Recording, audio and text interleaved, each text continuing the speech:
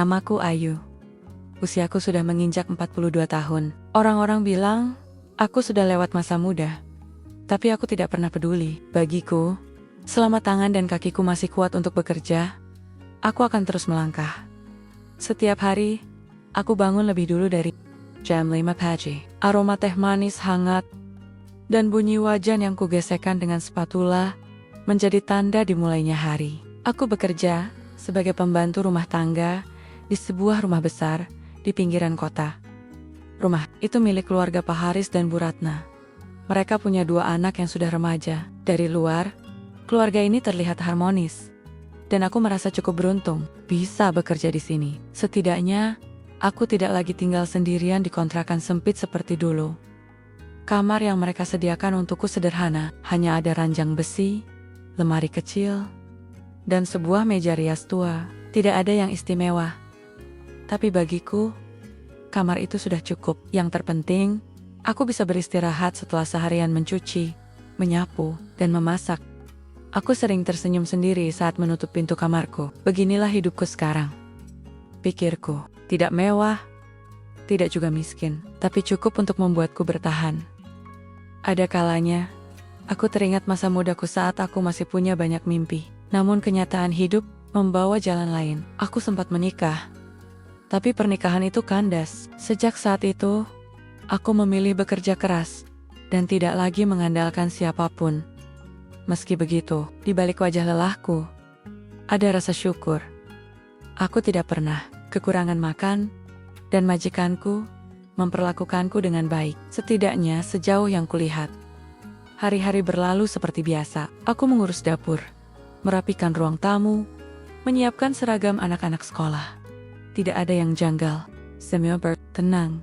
Seakan dunia ingin memberiku waktu untuk beristirahat dari luka masa lalu. Aku tidak tahu bahwa ketenangan ini hanyalah awal dari badai besar yang akan mengguncang hidupku. Hari itu, aku bangun lebih awal dari biasanya. Jam dinding di dapur baru menunjukkan pukul 4 lewat sedikit. Aku sedang menyalakan kompor untuk merebus air, ketika tiba-tiba terdengar suara lirih dari ruang tamu seperti langkah kaki yang hati-hati. Aku sempat berhenti, mematung. Siapa itu? Apa Pak Haris?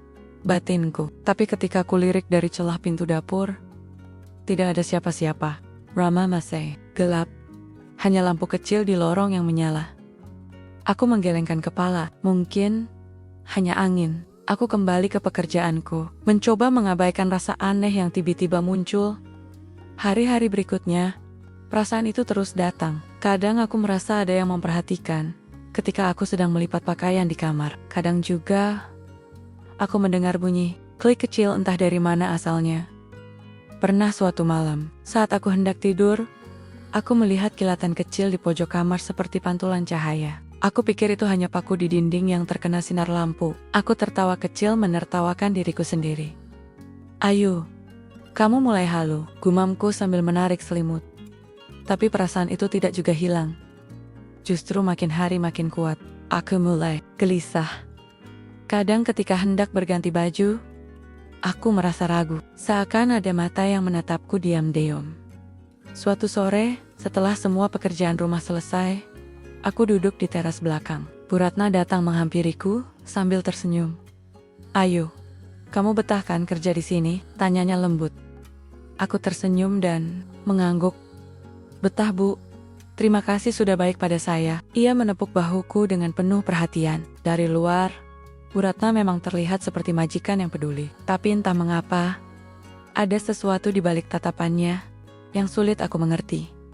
Malam itu, sebelum tidur, aku berdoa. Aku mohon agar semua prasangka burukku hanyalah pikiran lelah seorang wanita yang sudah menua. Aku ingin tetap tenang, tetap bersyukur. Namun dalam hati kecilku, aku tahu ada sesuatu yang tidak wajar dan aku tak bisa menolak firasatku sendiri. Aku hanya belum tahu badai itu sebentar lagi akan dimulai.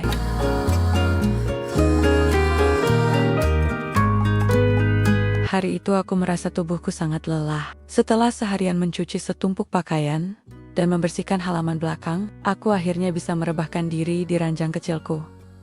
Aku menyalakan lampu meja, hendak menulis sebentar di buku catatanku kebiasaan lama yang masih sering kulakukan untuk mengobati kesepian. Namun, sesuatu membuat tanganku berhenti menulis. Ada bunyi tik-tik, halus, seperti bunyi mesin kecil. Aku menoleh ke arah lemari. Tidak ada apa-apa. Aku memeriksa jendela. Semua terkunci rapat, tapi bunyi itu tetap terdengar samar.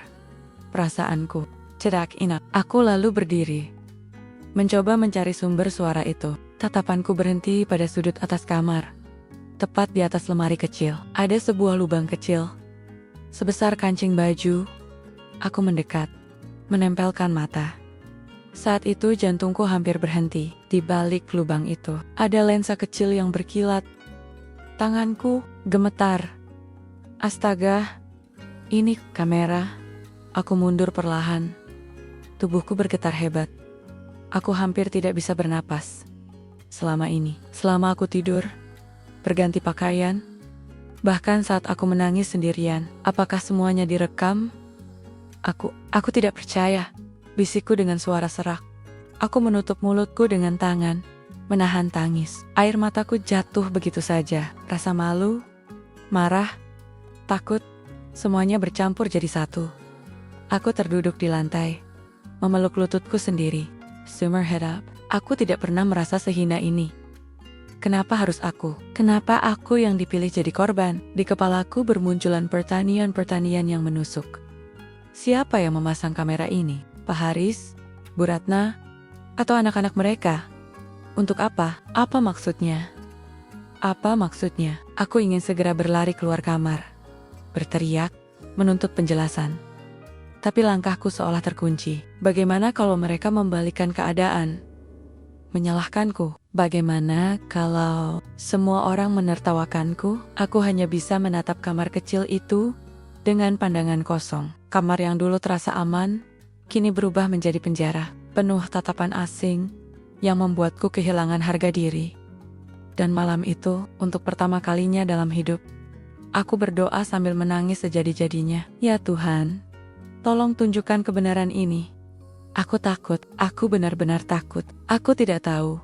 Mulai malam itu, hidupku tidak akan pernah sama lagi. Pagi itu, aku keluar kamar dengan mata bengkak. Semalaman aku hampir tidak bisa tidur. Bayangan lensa kecil di pojok kamarku terus menari-nari.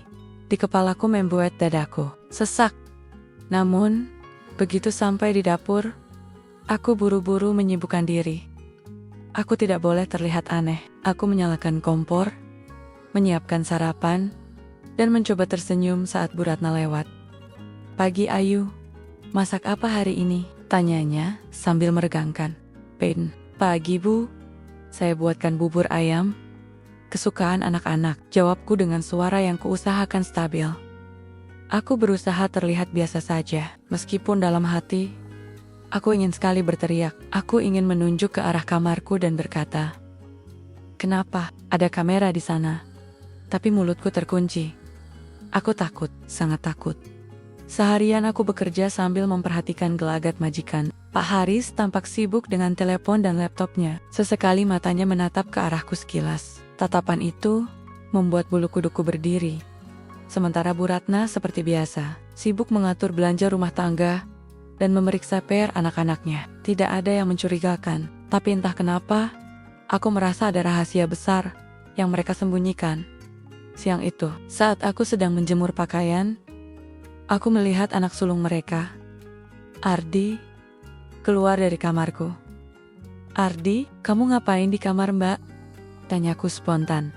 Dia kaget sebentar, lalu cepat menjawab, cuma numpang lihat kaca, Mbak. Soalnya kacaku pecah." Aku terdiam. Rasanya jawabannya masuk akal, tapi wajahnya seperti menyembunyikan sesuatu. Sore harinya, aku memberanikan diri kembali memeriksa pojok kamarku. Kamera itu masih ada, tersembunyi rapi. Aku tidak berani menyentuhnya. Bagaimana kalau aku ketahuan? Bagaimana kalau justru itu membuatku dalam masalah? Aku duduk di ranjang, menatap kosong, ke langit-langit. Apa yang harus aku lakukan? Kalau aku diam, aku terus jadi korban. Kalau aku bicara, mungkin aku akan diusir. Lalu, aku bisa tinggal di mana? Air mataku menetes lagi. Aku ingin sekali keluar dari rumah itu malam itu juga, tapi aku tidak punya siapa-siapa untuk dituju. Tidak ada tempat untuk berlindung. Jadi, aku hanya bisa tersenyum palsu keesokan harinya, seolah tidak ada yang terjadi. Namun dalam hatiku, aku berjanji, aku harus menemukan siapa dalang di balik kamera itu. Sejak menemukan kamera itu, aku tidak lagi bisa merasa aman.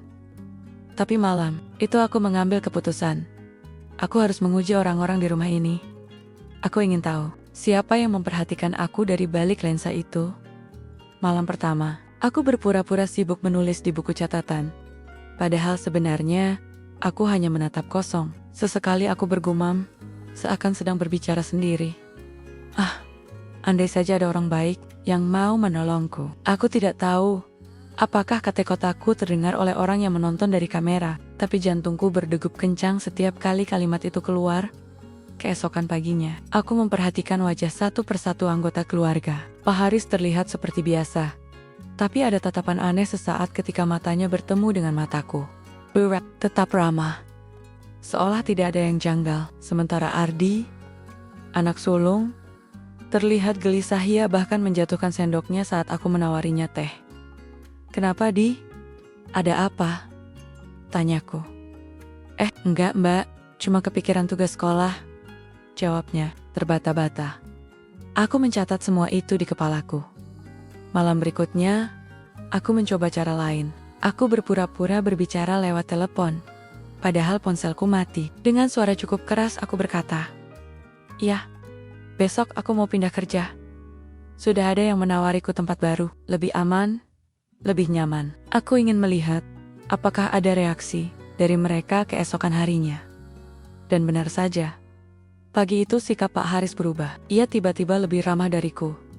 Biasanya, bahkan memuji masakanku yang sederhana. "Ayu, masakanmu enak sekali. Kamu jangan pergi ya.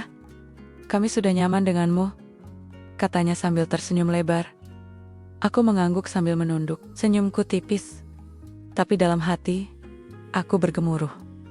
Jangan pergi? Dari mana dia tahu aku berpikir untuk pergi? Sementara itu, Ardi justru menghindari tatapanku. Ia lebih banyak diam dan sepat-sepat masuk kamar setelah sarapan.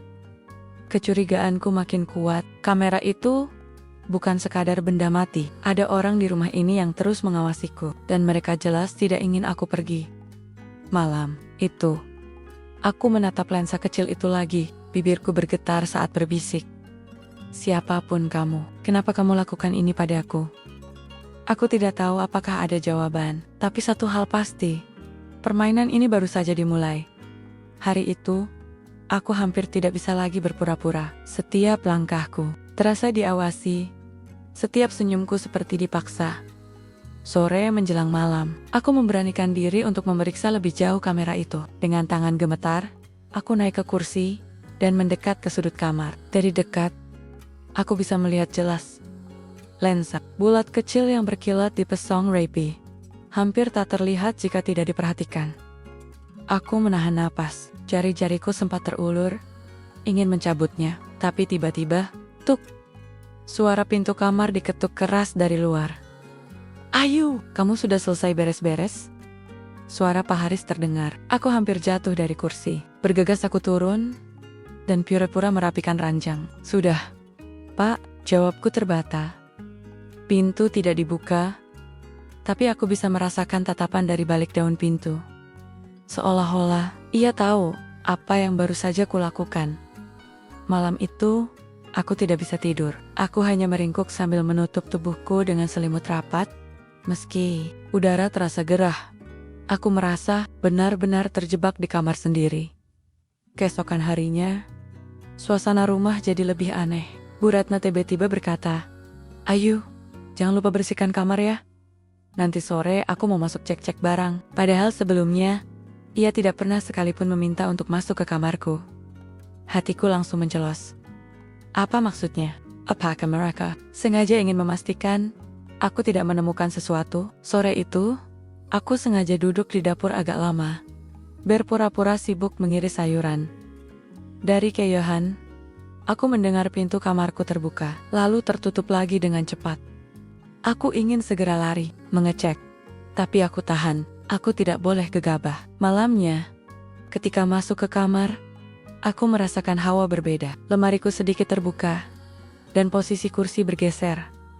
Seolah ada yang masuk tanpa seizinku. Aku gemetar. Mereka tahu, aku sudah curiga. Aku terduduk di tepi ranjang. Rasanya seperti dikepung. Tidak punya jalan keluar. Aku ingin sekali kabur. Tapi kemana? Aku tidak punya rumah. Tidak punya tabungan yang cukup. Di cermin kecil meja rias, aku melihat bayangan diriku sendiri. Wajah lelah. Mata sembab. Senyum yang hilang. Aku berbisik lirih pada pantulan itu. Ayu, sampai kapan kamu mau diam? Kapan kamu biarkan mereka permainkan hidupmu? Dan malam itu, aku sadar.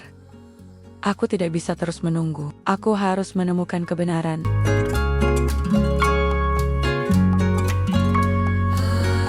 Aku berdiri di depan jendela kamarku, yang kini sudah kosong dari segala rahasia. Tak ada lagi lensa tersembunyi yang mengintai. Tak ada lagi rasa takut setiap kali menutup pintu. Hanya ada aku, dan kebebasan yang akhirnya kumiliki. Aku tersenyum tipis, meski mataku masih menyimpan sisa luka. Luka itu mungkin takkan pernah hilang sepenuhnya. Tapi, aku tahu, luka itu kini berubah menjadi tanda kekuatan. Aku belajar sesuatu yang tak pernah kubayangkan sebelumnya. Bahwa diam hanya akan membuatku semakin terperangkap. Bahwa keberanian memang menakutkan tapi juga satu-satunya jalan menuju pembebasan. Aku, seorang pembantu berusia 42 tahun yang dianggap sepele, akhirnya menemukan suaraku. Diri, dan suara itu meski sempat bergetar, meski penuh air mata ternyata cukup kuat untuk mengubah segalanya. Kini, aku tidak lagi merasa sendirian. Bu Ratna tetap mendukungku. Lembaga pendampingan memberiku kekuatan, dan orang-orang di sekitarku mulai melihatku dengan cara berbeda. Aku bukan sekadar pembantu rumah tangga. Aku adalah seorang perempuan yang memilih untuk bangkit. Malam terakhir sebelum aku memutuskan melangkah ke hidup baru, aku berbicara pada diriku di cermin. Ayu, kamu sudah melewati badai. Jangan takut lagi, karena kini kamu tahu, dirimu lebih berharga dari rasa takut apapun. Aku menarik napas panjang, lalu tersenyum. Hidupku memang tidak lagi sama, tapi aku bersyukur karena dari kegelapan, aku menemukan cahaya. Dan jika ada yang bertanya padaku, apa pelajaran terbesar dari semua ini? Aku akan menjawab dengan sederhana. Jangan pernah diam ketika harga dirimu dipermainkan. Suaramu mungkin gemetar, tapi percayalah, suaramu bisa menyelamatkanmu.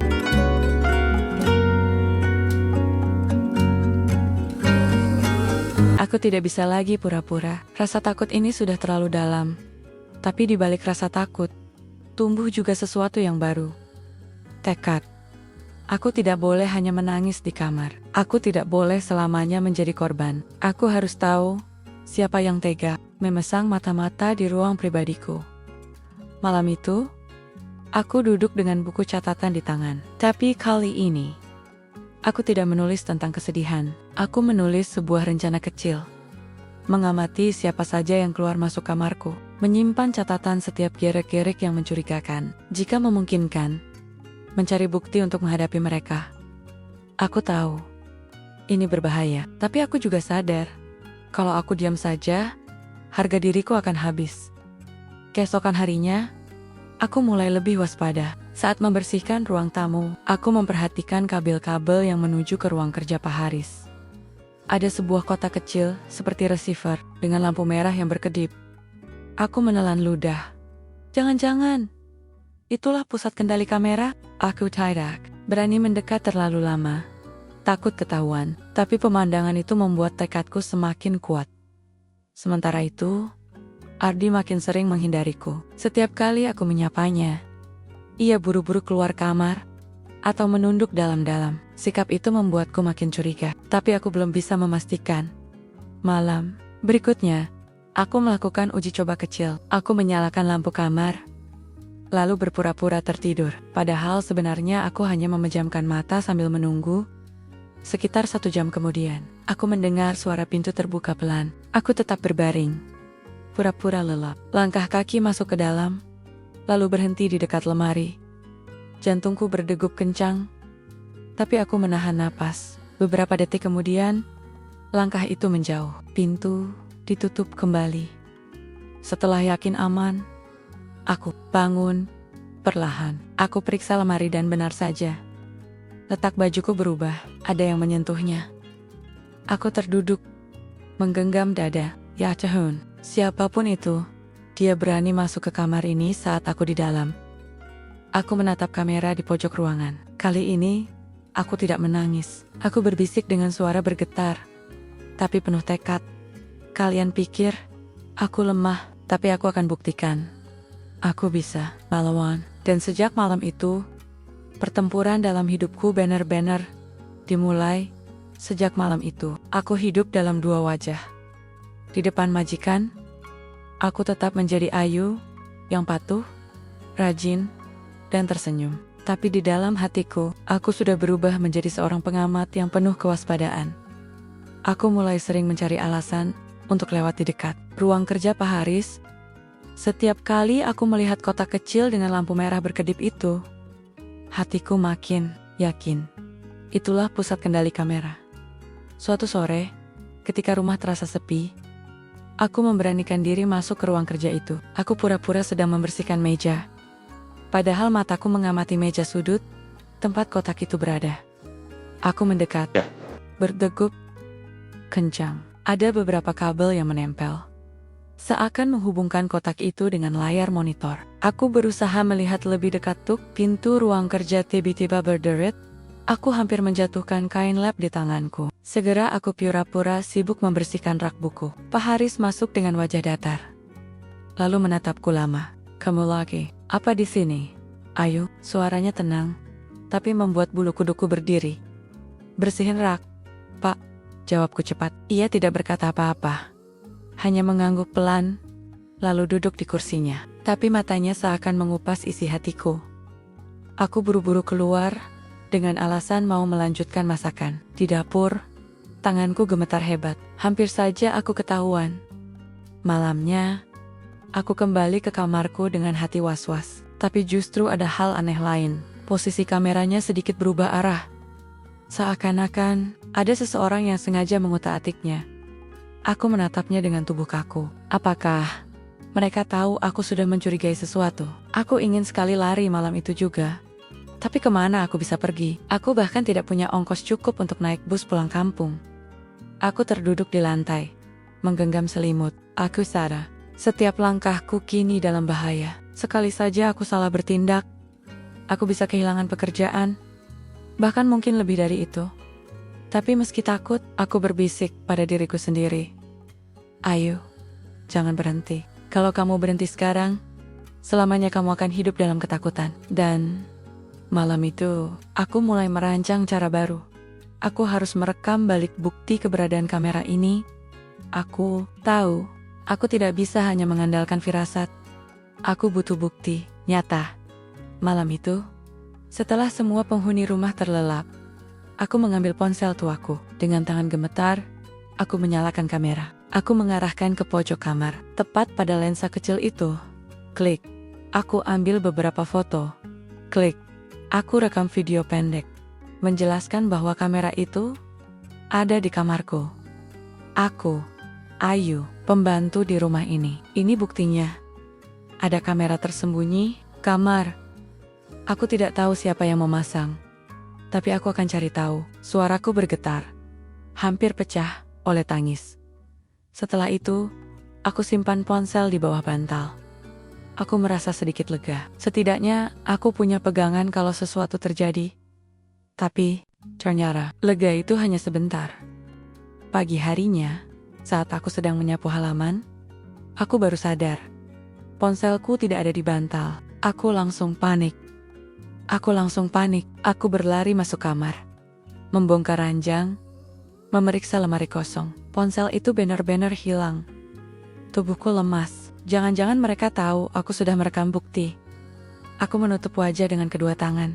Rasa malu dan takut bercampur jadi satu. Bagaimana kalau isi rekaman itu sudah dilihat oleh orang yang memasang kamera? Bagaimana kalau aku dibungkam? Saat aku masih gemetar di kamar, tiba-tiba Bu Ratna mengetuk pintu. Ayu, kamu baik-baik saja? Kok dari tadi kelihatan pucat? Tanyanya lembut. Aku buru-buru tersenyum palsu. Iya bu, hanya kurang tidur. Ia mengangguk. Lalu berlalu, tapi aku bisa merasakan sesuatu dari tatapannya. Bukan tatapan seorang ibu rumah tangga biasa, melainkan tatapan seseorang yang tahu lebih banyak dari yang ia ucapkan.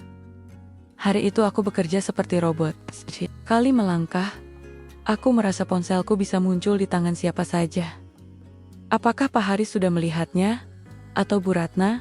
Atau Ardi? Malamnya, aku duduk di tepi ranjang dengan tubuh lemas. Semua rencanaku seperti runtuh.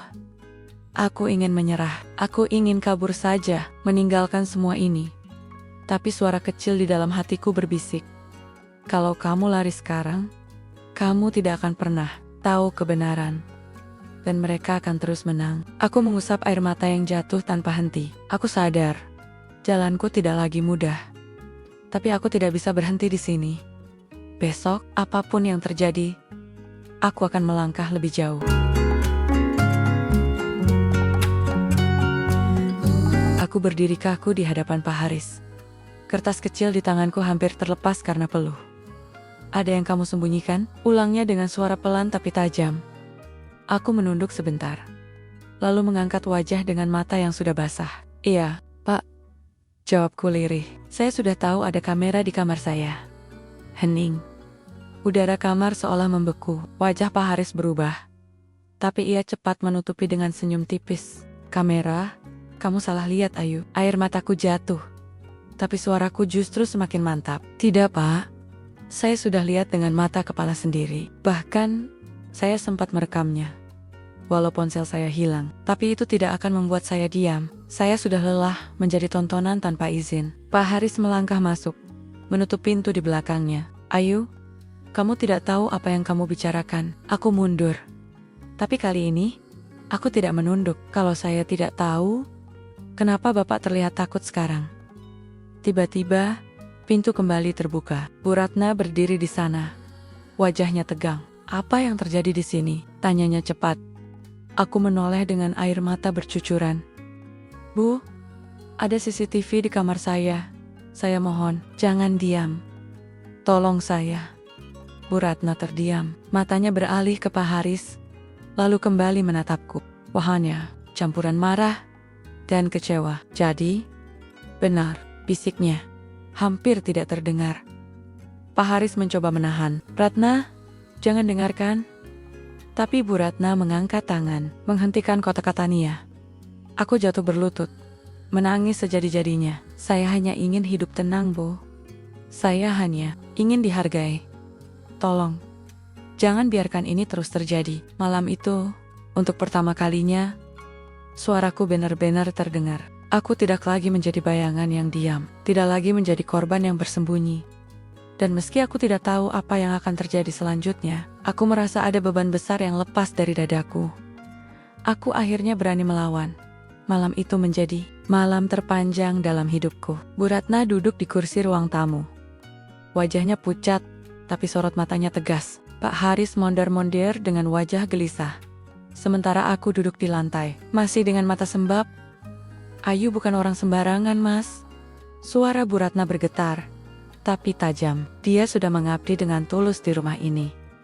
Dan kamu, tega, mempermainkan harga dirinya. Pak Haris mencoba membela diri. Tapi Bu Ratna tak memberi kesempatan. Cukup. Aku sudah melihat bukti. Aku menemukan file rekaman di komputer itu. Jangan kira aku buta.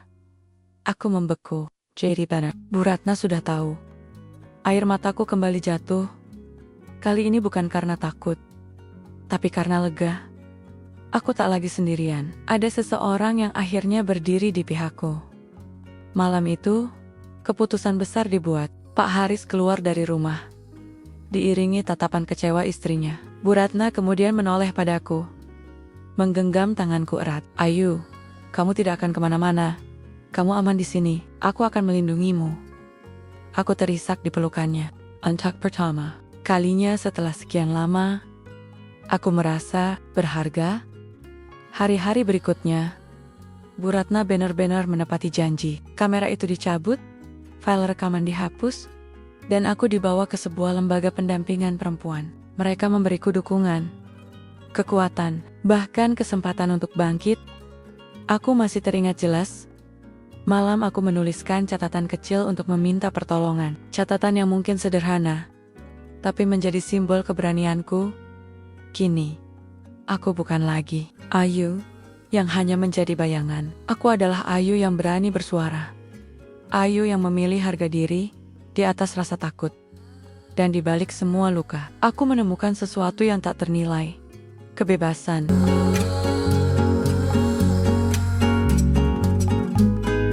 Aku berdiri kaku di hadapan Pak Haris. Kertas kecil di tanganku hampir terlepas karena peluh. Ada yang kamu sembunyikan? Ulangnya dengan suara pelan tapi tajam. Aku menunduk sebentar, lalu mengangkat wajah dengan mata yang sudah basah. Iya, Pak. Jawabku lirih. Saya sudah tahu ada kamera di kamar saya. Hening. Udara kamar seolah membeku. Wajah Pak Haris berubah. Tapi ia cepat menutupi dengan senyum tipis. Kamera? Kamu salah lihat, Ayu. Air mataku jatuh. Tapi suaraku justru semakin mantap. Tidak, Pak.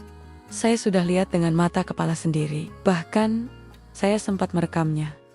Walau ponsel saya hilang. Tapi itu tidak akan membuat saya diam. Saya sudah lelah menjadi tontonan tanpa izin. Pak Haris melangkah masuk, menutup pintu di belakangnya. Ayu, kamu tidak tahu apa yang kamu bicarakan. Aku mundur. Tapi kali ini, aku tidak menunduk. Kalau saya tidak tahu, kenapa Bapak terlihat takut sekarang? Tiba-tiba, pintu kembali terbuka. Bu Ratna berdiri di sana. Wajahnya tegang. Apa yang terjadi di sini? Tanyanya cepat. Aku menoleh dengan air mata bercucuran. Bu, ada CCTV di kamar saya. Saya mohon, jangan diam. Tolong saya.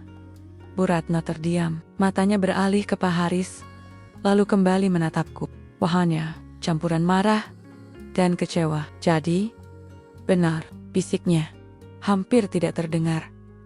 Pak Haris mencoba menahan. Ratna, jangan dengarkan. Tapi Bu Ratna mengangkat tangan, menghentikan kata-kata Nia. Aku jatuh berlutut, menangis sejadi-jadinya. Saya hanya ingin hidup tenang, Bu. Saya hanya ingin dihargai. Tolong, jangan biarkan ini terus terjadi. Malam itu, untuk pertama kalinya, suaraku benar-benar terdengar. Aku tidak lagi menjadi bayangan yang diam, tidak lagi menjadi korban yang bersembunyi. Dan meski aku tidak tahu apa yang akan terjadi selanjutnya, aku merasa ada beban besar yang lepas dari dadaku. Aku akhirnya berani melawan. Malam itu menjadi malam terpanjang dalam hidupku. Bu Ratna duduk di kursi ruang tamu. Wajahnya pucat, tapi sorot matanya tegas. Pak Haris mondar-mondir dengan wajah gelisah. Sementara aku duduk di lantai, masih dengan mata sembab. Ayu bukan orang sembarangan, Mas. Suara Bu Ratna bergetar, tapi tajam. Dia sudah mengabdi dengan tulus di rumah ini. Dan kamu tega mempermainkan harga dirinya. Pak Haris mencoba membela diri, tapi Bu Ratna tak memberi kesempatan. Cukup. Aku sudah melihat bukti. Aku menemukan file rekaman di komputer itu. Jangan kira aku buta. Aku membeku. Jadi benar, Bu Ratna sudah tahu. Air mataku kembali jatuh. Kali ini bukan karena takut, tapi karena lega. Aku tak lagi sendirian. Ada seseorang yang akhirnya berdiri di pihakku. Malam itu, keputusan besar dibuat. Pak Haris keluar dari rumah, diiringi tatapan kecewa istrinya. Bu Ratna kemudian menoleh padaku, menggenggam tanganku erat. Ayu, kamu tidak akan kemana-mana. Kamu aman di sini. Aku akan melindungimu. Aku terisak di pelukannya. Untuk pertama kalinya setelah sekian lama, aku merasa berharga. Hari-hari berikutnya, Bu Ratna benar-benar menepati janji. Kamera itu dicabut, file rekaman dihapus, dan aku dibawa ke sebuah lembaga pendampingan perempuan. Mereka memberiku dukungan, kekuatan, bahkan kesempatan untuk bangkit. Aku masih teringat jelas. Malam aku menuliskan catatan kecil untuk meminta pertolongan. Catatan yang mungkin sederhana, tapi menjadi simbol keberanianku. Kini, aku bukan lagi Ayu yang hanya menjadi bayangan. Aku adalah Ayu yang berani bersuara. Ayu yang memilih harga diri di atas rasa takut. Dan di balik semua luka, aku menemukan sesuatu yang tak ternilai. Kebebasan.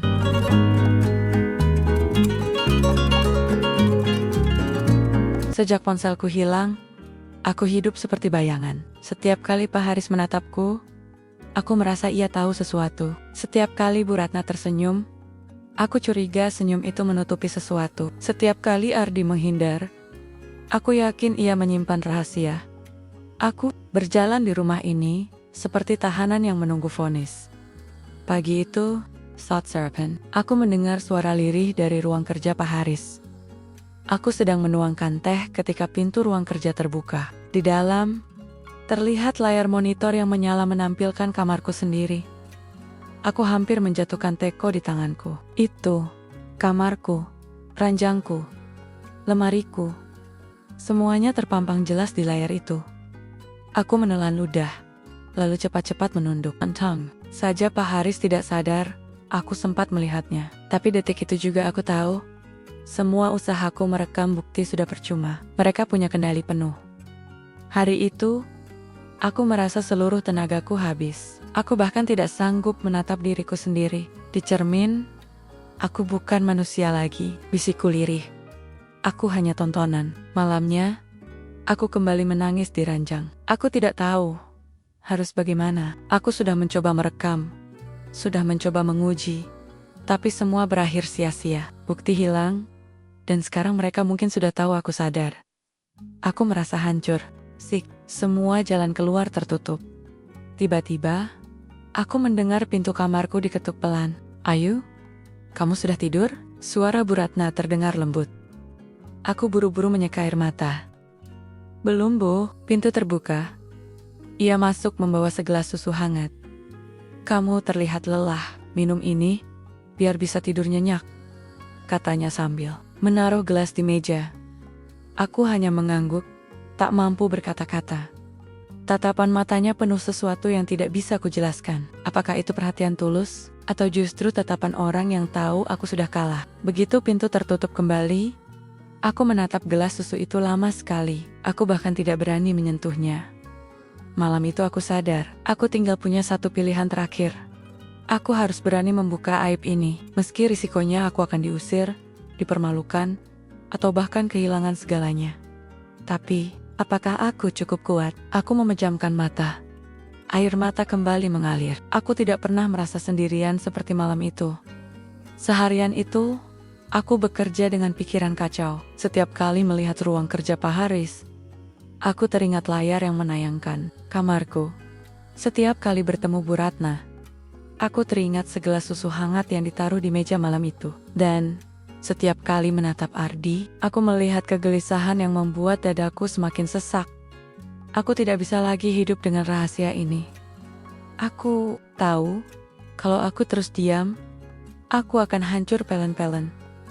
Malam itu, aku berdiri lama di depan cermin kamar. Wajahku tampak asing, penuh garis lelah dan mata sembab. Kalau aku bicara, mungkin mereka akan mengusirku. Mungkin aku akan dituduh macam-macam. Tapi kalau aku diam, aku akan kehilangan harga diriku sendiri. Aku menunduk, menggenggam erat rosario kecil yang selalu kusimpan di saku. Itu satu-satunya peninggalan ibuku. Air mataku jatuh, membasahi tangan.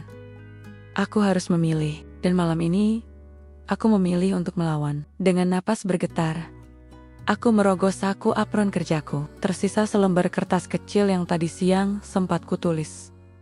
Sebuah catatan singkat. Di kamar pembantu ada CCTV. Aku korban. Tolong, selamatkan. Aku berencana menaruh catatan itu diam-diam di kotak surat tetangga besok pagi. Tapi sebelum sempat tidur, sesuatu membuatku membeku. Pintu kamarku terbuka perlahan. Pak Haris berdiri di sana. Wajahnya samar diterangi lampu lorong. Ayu, suaranya tenang, tapi dingin. Kamu kelihatan murung akhir-akhir ini. Ada yang kamu sembunyikan. Darahku seperti berhenti mengalir. Tanganku gemetar, hampir menjatuhkan kertas kecil di genggaman. Aku tahu, kalau aku salah jawab, mungkin inilah akhir segalanya. Aku menelan ludah, mencoba mencari kekuatan. Di dalam hatiku, aku tahu aku tinggal punya dua jalan mengaku. Membuka kebenaran, dan menanggung semua akibat, atau kembali pura-pura, lalu hidup selamanya dalam ketakutan. Aku menutup mata sebentar, menarik napas panjang. Dan ketika aku buka kembali, aku sudah siap menjawab.